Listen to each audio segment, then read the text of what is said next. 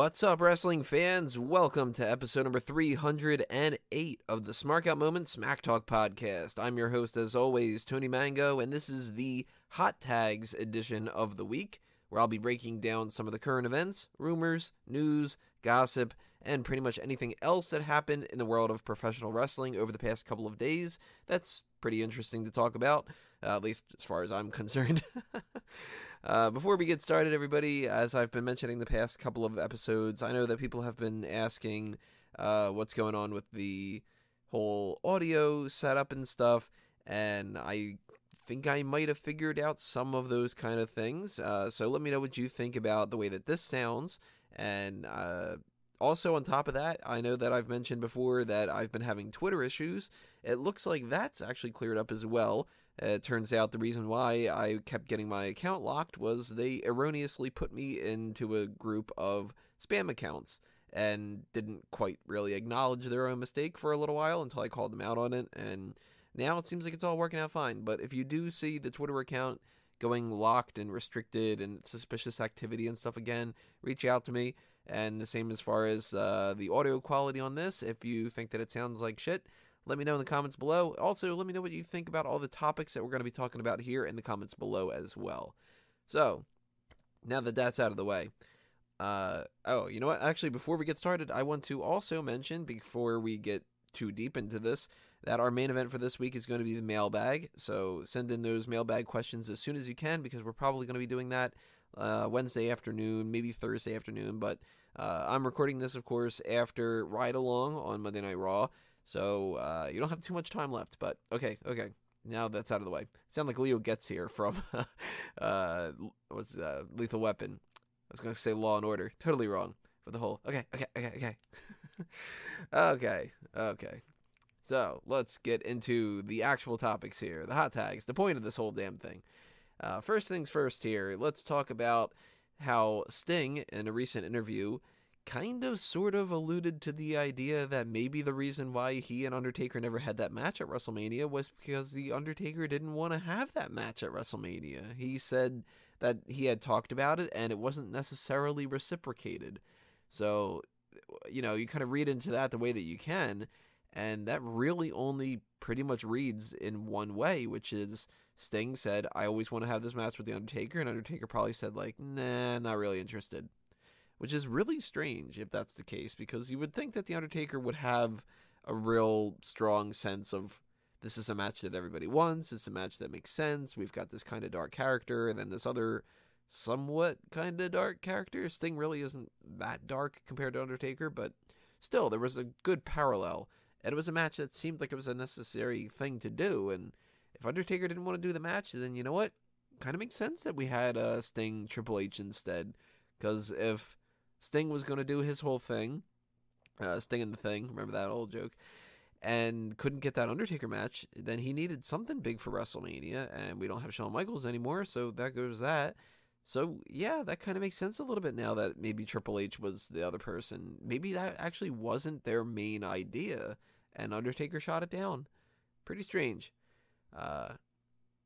We're never going to see the match anyway, so it's kind of talking about a topic that's already dead, but I thought that was kind of interesting, and it actually sort of annoys me a little bit, because if Undertaker is sort of just like, nah, then that's kind of annoying, but it also kind of gives me a little bit of closure on the whole thing, that maybe that wasn't going to happen anyway, and now I don't have to look at WWE necessarily as they wasted this opportunity and that they didn't do the right thing.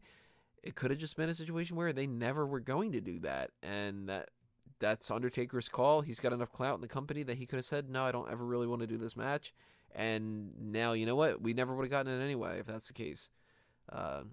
Yeah, so it's a really strange thing, but that's one topic out of the way. Let's talk about that ride-along episode that I alluded to earlier. Hounds of the Highway is what it was called, and it features The Shield in one car, and Bayley and Sasha Banks in the other one.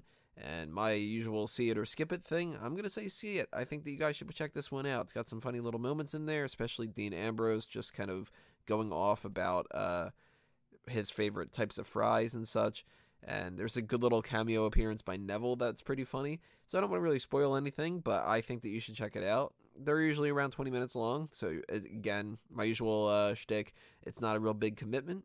And if you are interested in seeing any kind of like road stories and stuff like that, hey, you know what? Put it on the background and watch it when you get a chance to. You don't got to do it immediately. It's not like you're going to need to have continuity for the next thing, but it's a good little thing to watch, and I think that you'll enjoy it. So, thumbs up as far as Hounds of the Highway goes, and I'm pretty glad that we're out of this WWE story time block, because those just weren't really doing it for me all the most part, and Ride Along tends to be a little bit more fun, so yay, Ride Along, woo! Let's talk a little bit about Ricochet. I don't really know too much about the guy. The end. No, he has posted a countdown clock, and basically the story that you'd have to read into this is that he'll be eventually popping up in WWE. And now that El Rey is done with this current season of Lucha Underground, he's not necessarily held by the same contract dispute issues that would have caused a problem with this. So he could, for all intents and purposes, pop up at any time, really, in WWE. Although some things are saying that January is the earliest that he could because of like the 90-day don't compete clause and different things like that. And that would make sense. But if that's the case, Ricochet could be popping up maybe in the Royal Rumble. I would assume more than anything he'd probably end up showing up in NXT rather than just purely straight to the main roster, but you never really know. Gallows and Anderson, they went straight to the main roster. AJ Styles did. Mike Kanellis, of all people, did. And that was a real shock. Because Bobby Roode, he was somebody who could have been on the main roster much more than Mike Kanellis. And we saw him shoot right up there. So it's certainly a possibility. And Ricochet is a guy that I've heard quite a bit of good things for. So my philosophy is always, if somebody is talented enough to get on WWE's radar, then bring them in. You know, bring everybody into WWE. And those people that are off on the indies and the ones that want to leave and they want to potentially make a name for themselves elsewhere, like Neville and such, go ahead and try. But hey, not everybody's going to be able to be that successful. And if you leave WWE and they can bring in these guys like Ricochet and take your spot, then you might be crawling back a little bit, you know, a year or two from there. And at that point, you're not going to look like you're as much of a company man. And Ricochet, if he doesn't come to WWE, this is just building it up for like pretty much nothing. If it's just kind of like, and I'm going to pop up at Ring of Honor, then it's like, damn. But here's hoping that he not only goes to WWE, but he has a really good, awesome career when it comes to that and stuff, whether it's NXT, main roster, whatever the case may be. And if you have any suggestions of like Ricochet matches for people to check out, drop them in the comments below, and we get a little bit familiarized with the guy. So speaking of outside work and such, we got a couple other stories that sort of tie into a similar theme. One of them is about the Young Bucks, and they have said that they rejected an offer from WWE 2K to do motion capture work. Supposedly, they were told by the developers that a lot of people like to create them in the game, so to make it a little bit more authentic, they wanted to do their scans, and they rejected it. And you know what? I don't like a lot of what I hear and see from the Young Bucks, and they kind of come off a little bit like pompous and maybe a little too self-righteous for what they should necessarily be braggadocious about. But I can understand their philosophy behind that. If WWE 2K says, look, people are going to make you in this game, let's try to make you a part of this and whatever, they have no loyalty to WWE. Right now they're in the middle of a lawsuit. Fuck them. I wouldn't do that. Now, it kind of sucks for the fans, but that's not the end of the world. It's not like the fans still can't create versions of the Young Bucks.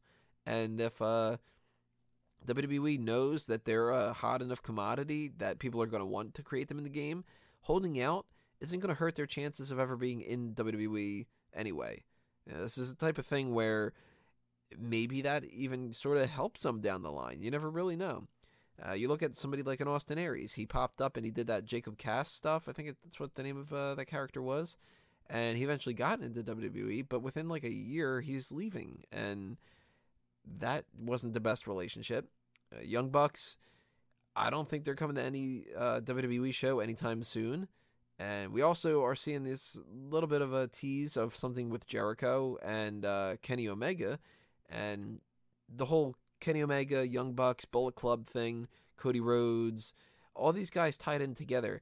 I think that they're making a good enough name for themselves that we're not going to see any more Bullet Club people come over to WWE. And the Young Bucks not doing the motion capture work should be a good indicator of that. If they were trying to work their way into WWE, they probably would have done something along those lines. And there wouldn't be a lawsuit either. So it basically boils down to, I totally get their point of view. I would probably do the same. And I don't think that anybody should really bitch and bone about it. I don't think that that's really anything that is too out of line to reject that offer. Unless it was a huge offer. It was like, oh, here's several $1 million to do it. But that's not the case. They're certainly not going to do that. Another thing to talk about when it comes to outside work is Impact Wrestling has officially terminated their business relationship with Jeff Jarrett and Global Force. And the important thing here isn't necessarily that it's Jeff Jarrett, but that they mentioned Global Force itself. They moved already back to the Impact branding. They got rid of that Global Force kind of secondary title, and we talked about this already in a lot of different ways, so we're kind of reiterating the same points here, but it just goes to show you this was a weird-ass situation with Jarrett and an Anthem. They didn't make anything official, yet at the same time, they're talking about how official everything is. They're making belts, even though they haven't signed the contracts and such, and it still shows that no matter what they've changed, the people running Impact still don't quite know how to run a company 100%. And it's really a shame because, you know what? They looked like they could have gotten a little bit more headway this year. Beginning of the year, they started turning things around a little bit more with a couple different changes. And then they proved that it's bullshit. There's really nothing that you can look forward to for the most part. They're going to just stick around and be some kind of a generic company like they've been for years and years and years. Global Force Wrestling, not going to be tied with them anymore. Jeff Jarrett still owns Global Force Wrestling, but it's probably going to go back immediately to what it was before, which was just this company that didn't seem to get any kind of a TV deal. And it doesn't seem like Jarrett's in the best place right now. He's had that whole incident with an independent show, and he's got his personal problems and such. I don't know what those necessarily are about, but it's not good. And this doesn't show a good sign of faith in Global Force Wrestling going forward. But if that's a problem and Impact got rid of Global Force and Jeff Jarrett's influence, then maybe that's a positive for Impact. It's still not going to make me think that they're going to be worth a damn, but it's a possibility. You never know. TV shows are our last topics here, and one of them is that there is a rumor going around right now, which I hope is false, which is that the United Kingdom show could be called King of the Ring. I absolutely hate this idea in every possible way. King of the Ring is a tournament, and that's it. It's the King of the Ring tournament. It's like if you said to me, you're going to do another TV show on, like, say you're going to replace the old Saturday Morning Slam, and you're going to call it the Royal Rumble. No, the Royal Rumble is the Battle Royal. The King of the Ring is the King of the Ring tournament. You can figure out another name for this United Kingdom show. You can't just call it King of the Ring just because it has King in there. Now, if you want to call it, say, I don't know, the United Kingdom Wrestling Hour, something really lame like that. Yeah, King of the Ring is a better title, but you can't do something like that without having it be a King of the Ring tournament. The same as like Elimination Chamber. It's going to be that Elimination Chamber match. The same thing as Money in the Bank is going to be the Money in the Bank match. And I hate the idea that this might be a possibility. United Kingdom show in general is not something that I've been super excited about, but don't screw up another thing just because you can't think of another way to get the word king in the middle of there. I don't know any other alternatives that have king in there that could work necessarily, but you don't have to call it king anything because it's the United Kingdom. You can call it just WWE UK Live, and there you go, you're done. It's kind of bland, but that's all you really need. And if it's not live, then take the live out of it. WWE UK Wrestling, done. You know, it's not too hard to figure out. And this idea of them just abandoning the King of the Ring is almost like they just kind of forget that they have these kind of things. Like they didn't do anything with the Slammy Awards. Why didn't we get any of that last year? And it looks like we're already like an entire year done, and there's been no buzz about a 2017 Slammy Awards either. So no King of the Ring, no Slammy Awards. Don't just start throwing them out there and tossing them for other things. You can do that for things like Heatwave, making that the Heatwave Tour, and stuff like that, but you don't just ruin something like King of the Ring, because if you want to bring the King of the Ring back, do the tournament again, then suddenly everybody's going to look at it as, what do you mean, that they're going to do a tournament based off of the UK people? It's so ass backwards, and I just hate it. I hate it with a passion. The other thing about TV shows is that WWE is apparently pitching 2 more reality shows. Ugh. And the ideas behind them are basically another variation of Total Divas or Total Bellas, which is revolving around The Miz and Maurice, co-starring Dolph Ziggler, sort of, because he and The Miz are really good friends. Or that they could do some kind of a Tough Enough Diva Search hybrid. And they specified it would include people on a tour bus, they would do competitions, have eliminations, and the winner would end up getting a contract. So basically it would be Tough Enough, but only for women. And they can't call it the Diva Search anymore, and they can't quite do the exact same things as the Diva Search used to do, because it's a little bit less of the let's take a model and talk about how hot she is type of mentality. But basically we're looking at Tough Enough for women only and Total Miz are the 2 ideas that seem to be going forward. Now, I can't stand Total Divas and Total Bellas. I'm not going to be watching something based off of The Miz and Maurice, even though I like The Miz and I like I like Maurice and I like Dolph Ziggler. I just can't stand these type of reality shows. Now, I will watch the Tough Enough one because I will want to see these people that could potentially get these contracts, but I hate that these shows are always based off of other networks. And that's the same with these 2. These aren't going to be WWE network shows. They're going to be actual broadcast network like E or MTV or, whatever the case may be, USA, that kind of a thing. That always ruins these because they're always looking for those kind of broadcast shows. And those are even more scripted than the WWE ones. I would rather see a legit Tough Enough. Have WWE control the whole damn thing, which they're not going to do if there's a whole other network that you have to work into how things work, because they're going to want to have certain things that they pitch, and those studio executives are going to be like, no, we need to have these people argue, and we need to make sure that they get drunk so that they can sleep together on the show, because people like sex. And you look at the last season of Tough Enough, they had a lot of things that were just manufactured, and it's, let's tell you the story about how I've got a daughter and that's what I'm doing this for. And then let's tell you the story of how I overcame my drug addiction and all this other kind of nonsense. That's total bullshit. That should be the next show, total bullshit.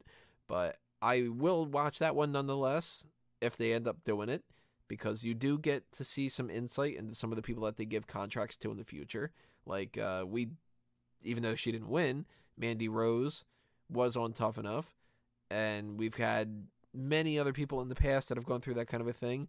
And if you saw Patrick Clark from Tough Enough and you're looking at the Velveteen Dream now, totally different. You would never would have known where he came from without watching that show. The Total Miz thing, nah, I don't care. So those are the hot tags for this week, everybody, as far as Monday night goes. Of course, we saw some things happen on Monday Night Raw with like SmackDown invading and such, but by now the hot tags usually don't cover that kind of stuff, because we're going to be talking about that more when it comes to other things down the line and kind of retreading the same ideas here and there. But any other talk that we include in this kind of space for this week is going to be the mailbag. And as I mentioned before, we're probably going to be doing that Wednesday afternoon or Thursday afternoon, most likely Wednesday afternoon. So submit those questions as soon as you can if you want to pick our brains about something. And if you want to know when we post that, hit that subscribe button and ring that bell to check off notifications. Also follow us on Facebook and Twitter at SmarkOutMoment, and keep checking the website, smarkoutmoment.com, for more things as well. And follow me all over the place on all my other kind of things that you guys should know by now. If you don't, then just check the links below and, do that kind of thing. But thanks for listening to this episode, everybody. Again, make sure you leave your comments below and tell me what you think about all these things. And I will see you next time. This has been another Smark Out Moment, and I'm being counted out.